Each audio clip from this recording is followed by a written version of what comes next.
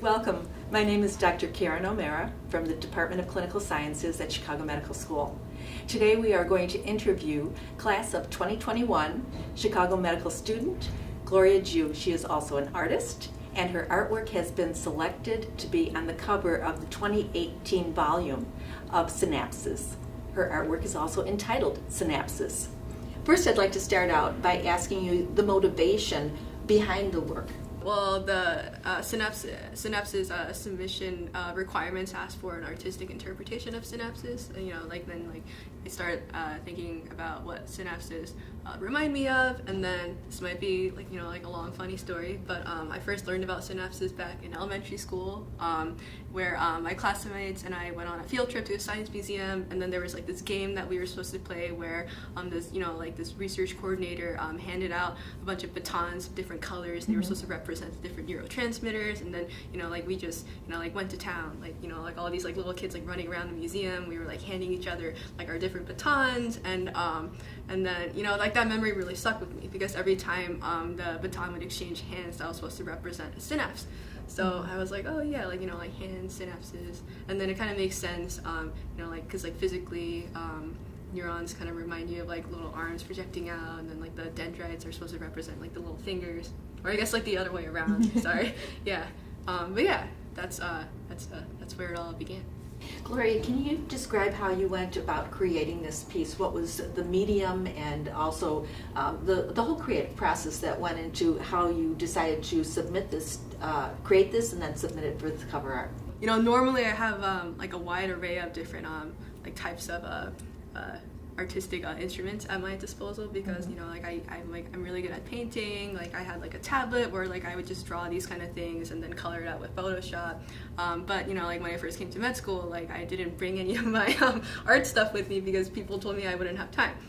So I just kind of did it the old-fashioned way where I went to the library, and then there was some free printer paper, so I just took the printer paper, and then I just started randomly scribbling out stuff. I started out drawing pictures of hands, and then I was like, oh well, that's too boring. I wish there was I wish I could tie it back to something really cool, because if I just draw random combinations of hands, that's not gonna make the cover, right? I need something more edgy, with more pizzazz. So then I suddenly thought back to what I was learning at in my physio class at the time. We were in the cardiovascular unit, and then one of the diseases we covered was caput medusae, which was a dilation of veins around the umbilicus area because of portal hypertension, and that's not related to synapses at all. But then that disease just had a really funny name, and I was like, oh yeah, wouldn't it be really funny if I drew a picture a picture of someone's head, and then there's these little holes and all these these little synapses, and these little axonic projections were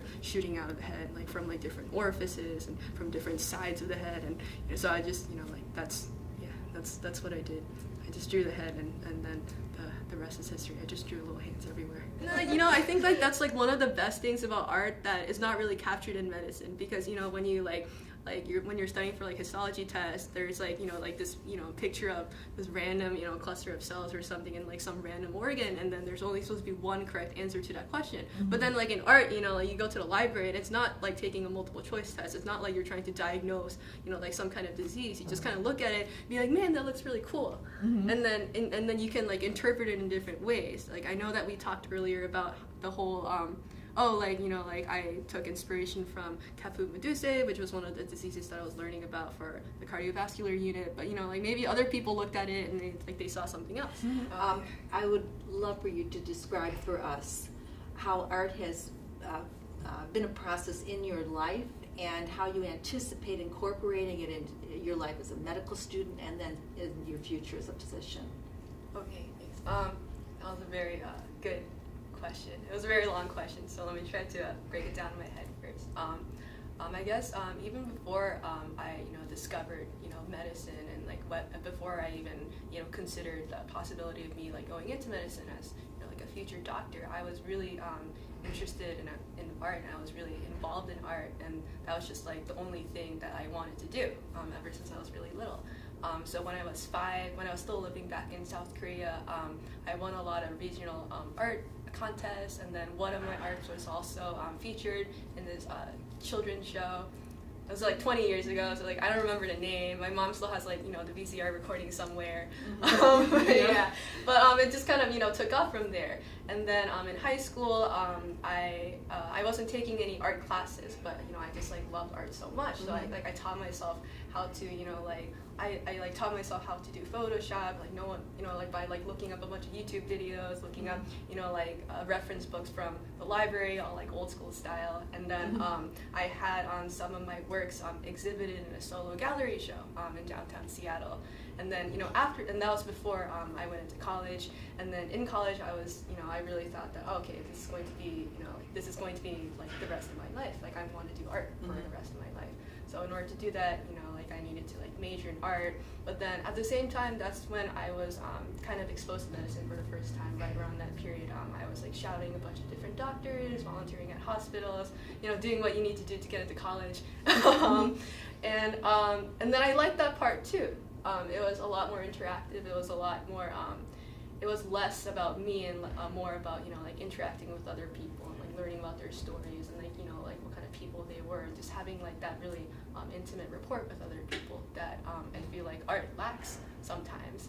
So I wasn't able to make up my mind, and so in order to compensate, I tried to when I went to college, I tried double majoring in chemistry and studio art.